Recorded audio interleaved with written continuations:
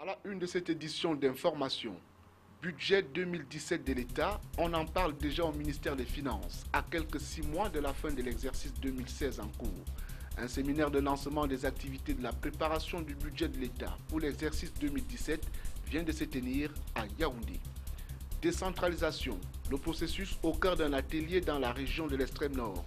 Les acteurs locaux de ce processus se sont retrouvés à Maroua dans le cadre d'un séminaire de formation et de renforcement de leurs capacités. En sport, football, des points en moins pour le canon sportif de Yaoundé. L'équipe de la capitale politique a été frappée par la commission de recours de la FECAFOOT dans l'affaire qui l'opposait à Lyon blessé de Fotoni. Voilà pour les titres. Bienvenue au journal. Malgouvernance à Camerco. Les députés prescrivent une enquête parlementaire.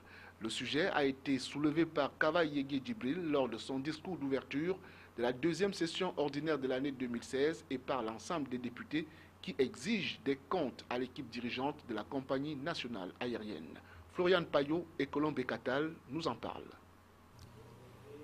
Chaleureuse retrouvaille ce jeudi 2 juin au Palais des Verts de Ngouaïkele où les députés étaient réunis dans le cadre de leur deuxième rentrée parlementaire de l'année législative 2016. Après ces moments empreints de convivialité, les élus du peuple ont dès l'entame de la session abordé les sujets de l'heure qui préoccupent au plus haut point l'Assemblée nationale camerounaise. Et c'est sans embâche que le président de l'Assemblée nationale s'est longuement appesanti sur le cas Camerco, ce grand malade qui a déjà englouti de nombreux milliards de francs de l'État dans le cadre de sa mise en place et qui malgré tout n'arrive pas à décoller. Si le président de l'Auguste Chambre souhaite voir aboutir l'audit des comptes de la Camerco afin que le diagnostic qui en découle pose les problèmes de l'entreprise publique, il espère aussi que cela va déboucher sur son redressement effectif.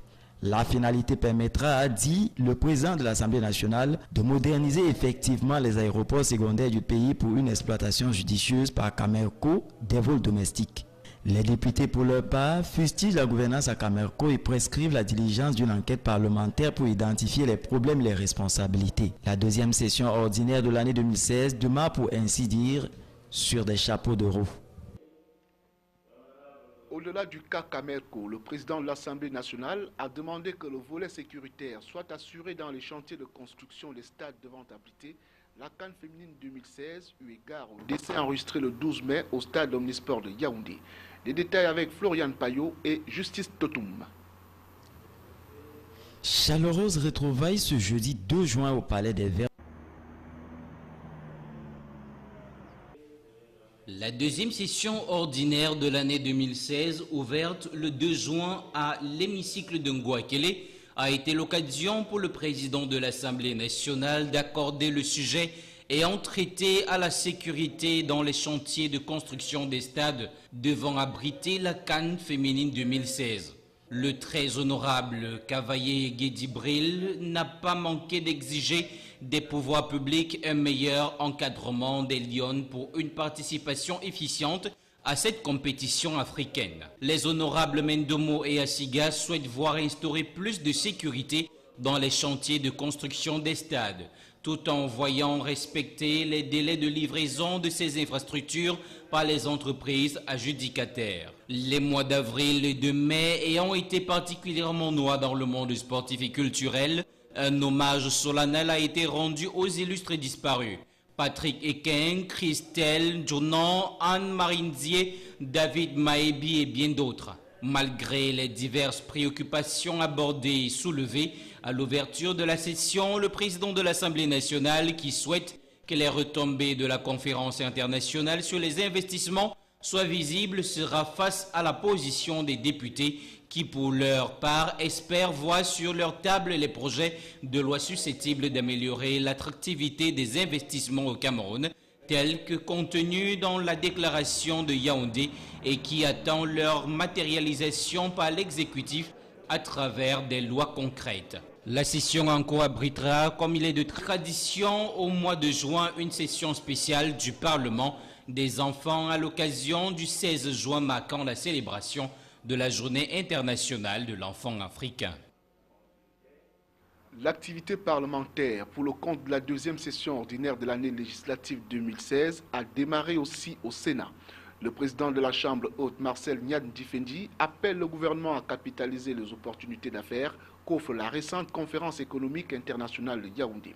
Les détails avec Salomon Foué et Marcel Vandoabeng. Après lecture de l'arrêté convoquant le Sénat en sa deuxième session ordinaire pour le compte de l'année législative en cours, suivi de la vérification du quorum, conformément aux dispositions de l'article 49 du règlement intérieur du Sénat, le président de la Chambre haute du Parlement, Marcel Niane Difendi, a tenu à situer le contexte dans lequel se tient la présente session.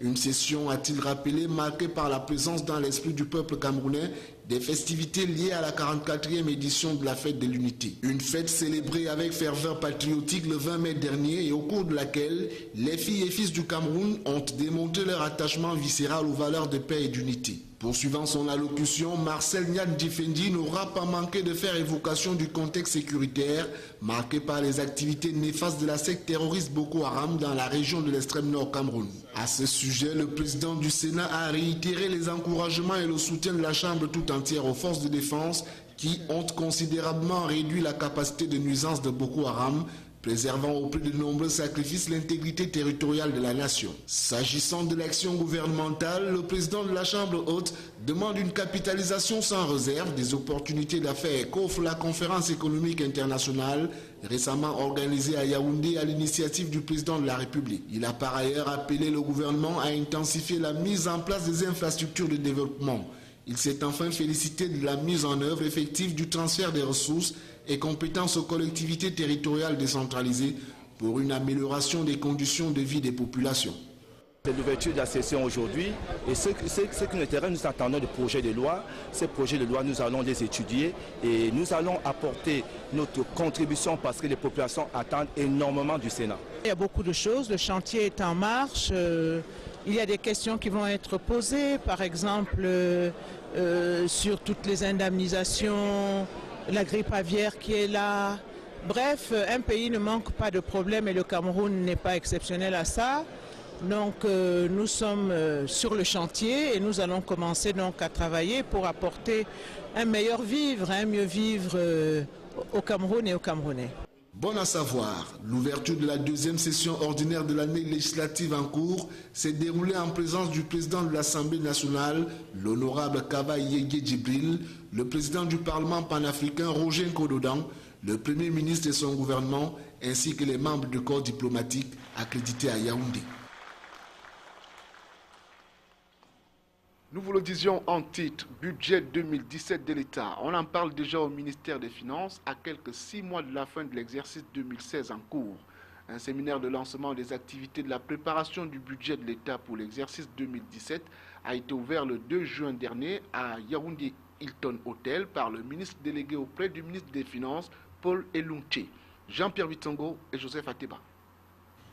La préparation du budget de l'État 2017 marquant la deuxième année de mise en œuvre du nouveau portefeuille de programme du gouvernement camerounais fait face à plusieurs contraintes. Citons entre autres la lutte contre Boko Haram, la poursuite de mise en œuvre du plan d'urgence triennal, la mise en œuvre du plan d'urgence spécial jeunes, l'organisation de la Coupe des Nations de football de 2019, la poursuite de la mise en œuvre de grands projets structurants, l'augmentation des charges de la dette, l'arrivée de nouveaux acteurs dans la chaîne de préparation et l'accélération de la mise en œuvre de la décentralisation. Il est donc question au cours de ce séminaire qui s'achève ce 3 juin de préparer les artisans de la préparation du budget 2017 à ces différents défis et à leur fournir les instruments nécessaires à l'aboutissement heureux de leur travail dans le souci d'assurer une meilleure efficacité de l'allocation des ressources et une plus grande rationalisation des choix budgétaires. Nous allons insister sur d'abord partager le cadre macroéconomique dans lequel ce budget 2017 sera préparé. Ensuite,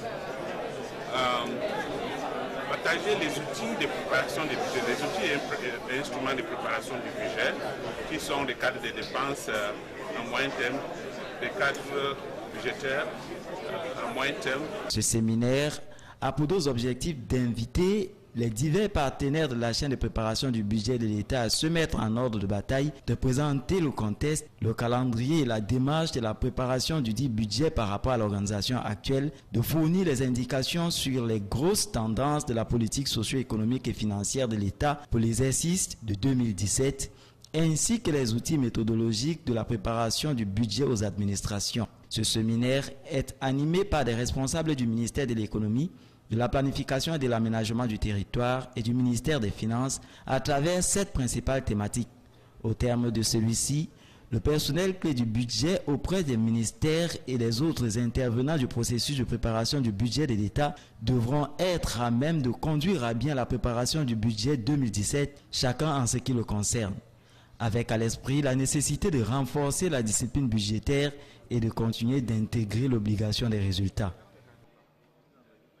Dans la suite du journal, projet d'investissement public, des contrôleurs d'ouvrages prêtent serment. Ils ont juré de travailler en toute honnêteté devant le tribunal de grande instance du Mfundi. Le procureur général, près la dite cour, dans ses réquisitions, leur a demandé d'éviter tout acte de corruption susceptible de les jeter dans les mailles de l'opération Épervier. Les détails avec Salomon Foué et Marcel Volderbenga. Moi, Bonia Fabien Roger, je jure devant Dieu. Je jure devant Dieu et devant les hommes de servir honnêtement le peuple camerounais conformément aux lois et règlements en vigueur, sans crainte ni faveur, ni rancune aucune et sans corruption à l'effet de garantir à l'État du Cameroun l'effectivité et la qualité de l'exécution des projets d'investissement public. Voilà qui résume la prestation de serment des 6 contrôleurs et 8 contrôleurs adjoints des projets d'investissement public nommés le 9 mars 2016 au ministère de l'économie, de la planification et de l'aménagement du territoire. C'était au cours d'une audience publique tenue à cet effet au tribunal de grande instance de Yaoundé centre administratif. Ces responsables nouvellement nommés sont chargés chacun en ce qui le concerne du contrôle des réalisations physiques des projets d'investissement public. Au nombre des prestations qui interpellent les nouveaux contrôleurs, on parle des projets de construction des routes, des hôpitaux, des barrages, des ponts, des écoles et bien d'autres. Dans ces réquisitions, le procureur général, près la dite cour, a rappelé à tous la complexité et l'immensité de leur mission.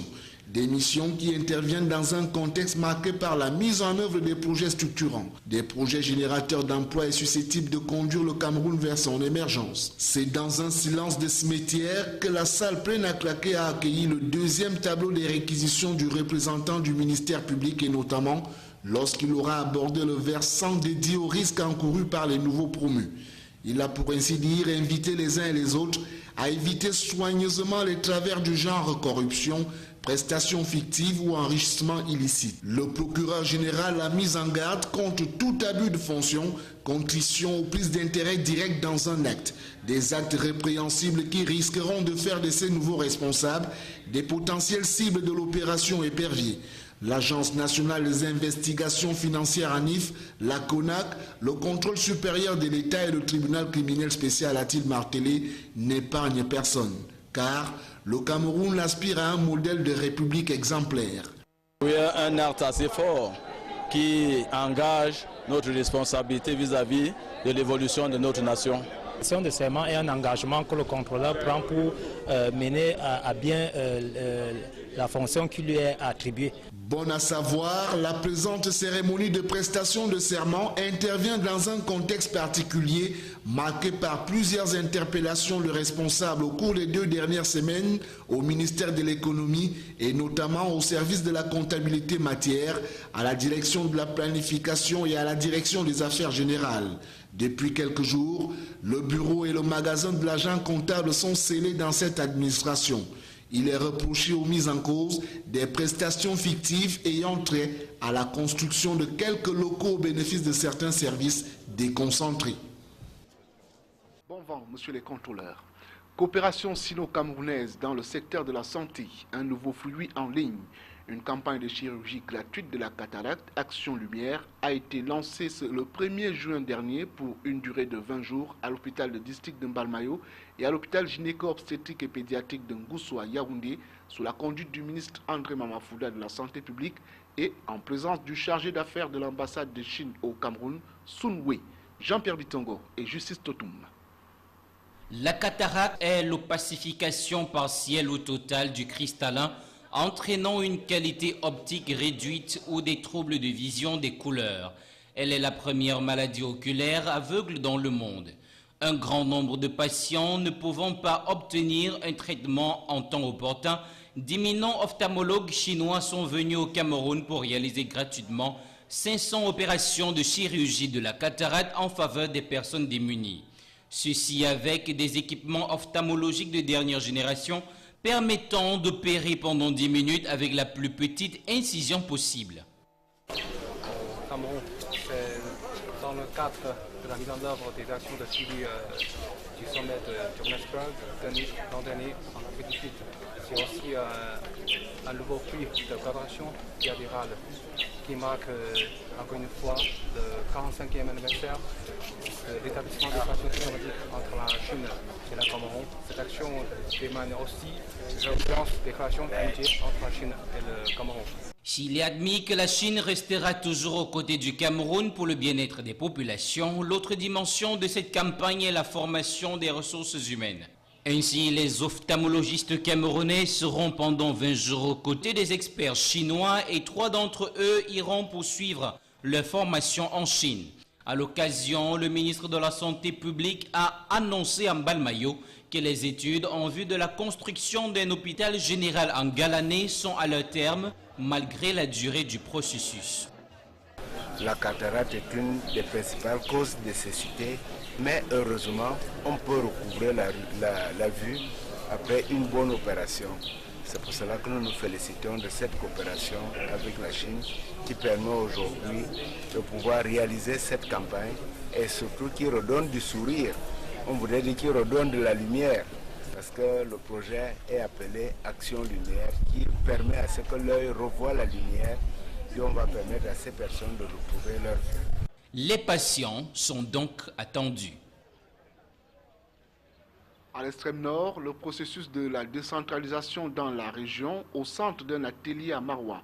Les acteurs locaux de ce processus se sont retrouvés à Maroua dans le cadre d'un séminaire de formation et de renforcement des acteurs de la décentralisation. Les travaux qui ont duré 3 jours ont été présidés par le ministre délégué auprès du ministre de l'administration territoriale chargé de la décentralisation, Jules Doré Ndongo. Le compte rendu de Célestin Tabouli Succès depuis Maroua. Mesurer le chemin parcouru en matière de décentralisation, de promotion et de développement local et esquisser les perspectives d'avenir, tel est l'objectif global qui ascensionnait l'atelier de formation et de renforcement de capacité des acteurs locaux de la décentralisation. Un atelier qui s'est tenu du 31 mai au 2 juin au cercle municipal de Maroua. Les travaux ont regroupé les préfets, sous-préfets et autres experts venus de la région du Nord et de l'extrême Nord. Il a été question pour les participants au cours de ces assises de pencher sur l'accompagnement des techniques des communes par l'État, la gouvernance financière locale, le suivi et l'évaluation de l'exercice des compétences et des ressources transférées aux collectivités territoriales décentralisées. Les maires continuent à se plaindre, à demander davantage de moyens, davantage d'espace pour agir. Nous avons seulement 6 ans d'implémentation du transfert de ressources et de compétences. Je pense qu'en 6 ans, il est très tôt pour commencer avec nous sommes longs dans ce processus. Pour notre part, au ministère, nous sommes satisfaits et avons l'intention, avec l'organisation des présents séminaires, de renforcer les capacités des acteurs, de les mettre au même niveau et de nous assurer que la mayonnaise passe sur l'ensemble du territoire. En présidant les travaux, le ministre délégué auprès du ministre de l'administration territoriale et de la décentralisation, chargé des collectivités territoriales décentralisées, a demandé aux séminaristes de tirer profit des assises afin de donner un coup d'accélérateur au processus de la décentralisation qui peine véritablement à démarrer. Jules Doré Ndongo a souligné que l'exercice des compétences transférées souffre des problèmes liés notamment à la programmation des transferts, au déficit d'appui conseil de la part des services déconcentrés de l'État et de l'insuffisance des crédits transférés. Le ministre, à cet effet, a prescrit aux participants de faire des propositions pertinentes et concrètes pouvant contribuer à accélérer le processus en cours depuis 2011. Justement, dans les collectivités territoriales décentralisées, la commune d'arrondissement de Douala 5e a tenu ce jour son conseil municipal consacré à l'examen et à l'adoption du compte administratif pour l'exercice 2015. La commune d'arrondissement de Douala 3e, au cours de ses travaux, selon le rapport des assises, Douala 5e n'a pas somnolé lors de l'exercice écoulé. Mais pour un taux de réalisation de 46,36%, des efforts restent à faire, notamment dans les domaines que sont l'incivisme, les conflits de compétences, la corruption. Colin Bekatal et Josué Ngonga. La commune d'arrondissement de Douala 5e a tenu ce 3 juin 2016 la session de son conseil municipal consacrée à l'examen et à l'adoption du compte administratif pour le compte de l'exercice de 2015. Pour 59 conseillers municipaux que compte cette commune, 52 ont pris part aux travaux. Le quorum étant de 2/3, il était alors possible de faire des délibérations. Après l'ouverture officielle des assises par Sa Majesté Gustave Ebanda, maire de Douala 5e, l'on a procédé au rapport des chiffres. Pour un taux prévisionnel de 4 984 138 995 francs CFA, la commune a connu en recettes et en dépenses la somme de 5 182 943 995 francs CFA. Dans la répartition, les recettes s'élevaient à 1 848 643 322 francs CFA. Les dépenses, quant à elles, s'élèvent à 1 802 607 302 francs CFA, soit un excédent de 46,36%. Il en ressort au terme des comptes un faible taux de réalisation causé par, entre autres choses, l'incivisme, les conflits de compétences, la corruption, l'absence des moyens logistiques et le non-respect du principe budgétaire. Dans l'ordre des actions accomplies par la commune de Douala 5e pendant l'exercice de 2015 figurent la construction et la réhabilitation des infrastructures scolaires, l'aménagement du rond-point Makepe, l'éradication de l'occupation anarchique de la voie publique. Sur le volet des réalisations, la commune portant un regard sur la santé, l'éducation et l'adduction en eau potable sollicite le soutien de la communauté urbaine de Douala. Le représentant du préfet du Vouri a loué l'élan de cohésion qui caractérise la commune de Douala 5e. Ont enfin été adoptés entre autres des comptes de gestion administrative, des tasses sur des produits de carrière. En sport, le canon de Yaoundé frappé par la commission de recours de la FECAFOOT. En effet, l'affaire qui opposait Lyon blessé de Fotoni et la commission d'homologation de la Ligue de football professionnel du Cameroun a tourné à l'avantage du club. Selon la commission, la réserve de Lyon blessé au sujet du faux nom d'Armand Semen est jugée fondée. Ainsi donc, le club gagne son match de la 7e journée au cours duquel il avait été aligné. Michel Ateba nous en parle. Selon la commission de recours de la Fédération camerounaise de football réunie jeudi à Yaoundé, la partie plaignante a gain de cause sur l'affaire qui l'oppose au canon sportif de Yaoundé. La décision de la commission d'homologation et de discipline de la Ligue de football professionnel du Cameroun qui donnait raison au club le plus titré du Cameroun a été cassée par la commission de recours. Ainsi donc sur l'affaire qui opposait Lyon blessé de Foutouni et la commission d'homologation et de discipline au sujet du canon, l'équipe de Nkondongo a fauté. Selon Lyon blessé de Foutouni, le joueur Arnaud Semen, ex-attaquant du club et depuis cette saison sportive, joueur du canon sportif, a rafistolé son nom. Bien plus, l'attaquant n'a pas été libéré, donc ne peut pas encore jouer pour une autre équipe au Cameroun. La commission de recours de la FECAFOOT valide l'argumentaire de Lyon blessé de Foutouni et sanctionne le canon sportif de Yaoundé. Les Verts et Rouges perdent des 3 points de la 7e journée au profit du club de l'Ouest. Du coup, le canon chute de la 11e à la 14e place avec 20 points au lieu de 23. Par contre, son adversaire fait un bond et se retrouve à la 15e position, juste derrière le canon sportif. Ce dimanche à la 19e journée, les deux clubs ont intérêt à se mouvoir. New Star reçoit Lyon blessé et le canon joue contre Botafogo de Douala. Toujours en sport et cette information qui nous parvient à l'instant, Cameroun 1, Mauritanie 0. Les Lions sont qualifiés pour la phase finale de la CAN 2017 qui va se jouer au Gabon. Le but porte la signature de Sali Edgar. C'est la fin de ce journal et merci de nous avoir accordé votre préférence et bon début de week-end à tous.